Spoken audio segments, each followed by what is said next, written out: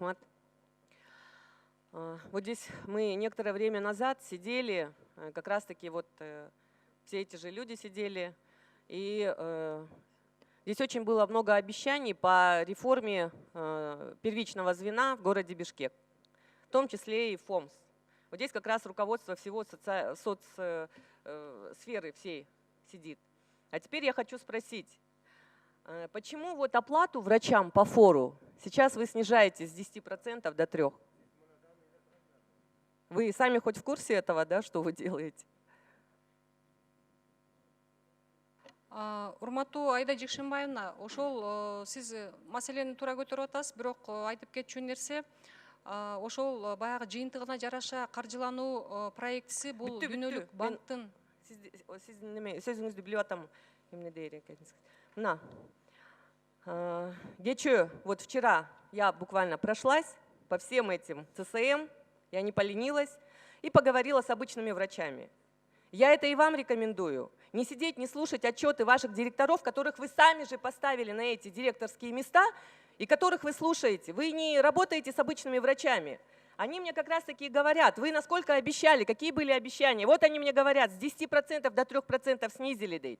Семейные врачи, терапевты, педиатры при ведении беременных делают ошибки. Они уже боятся, говорит, через некоторое время без барвус гетевистейт. Они ответственности боятся. Население централизовали лаборатории. Шардың аяғынан вот центр, приезжают в центр, сдают эти анализы. Вы населению тоже сделали неудобства. Ваш проект по реформе ЦСМ первички провален. Прошу признать это. Космос Сариевич, вы мне можете ничего не говорить. Просто я сама прошла по всем ЦСМ, я поговорила с обычными врачами и с населением. Картина совсем не та, которую вы обещали и которую вы сейчас мне собираетесь сказать. Потом, ФОМС, сиз менен дагы. Уақыт бересіз бе? Уақытыңыз бар. Талқуға дагы жазылғанмын. Вот по программе госгарантий ФОМСа. Что вы можете сказать вообще, ваши действия на данный момент?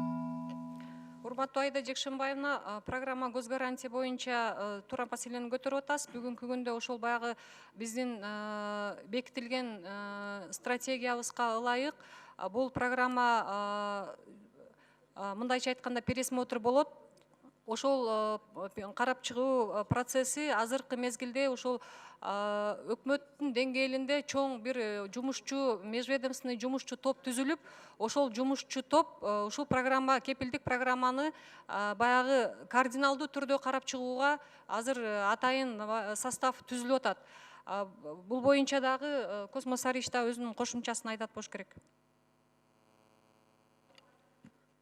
Айда Жекшенбаевна, азыр биз реформа баштагандын көп максаттарына жетиштик. Андан тышкары азыр мына биз мониторингди баштадык, верификация болуп атат. Мен ойлойм ошонун жыйынтыгы менен мен сиздикке келип, анан баарын карап туруп, анан жеринен карайлык, жанакы сиз айткан нерселер боюнчачы. Анан көп нерселер бар, мен өзүм сизге кат жүзүндө ар бир пункт менен келип жооп берем. Рахмат.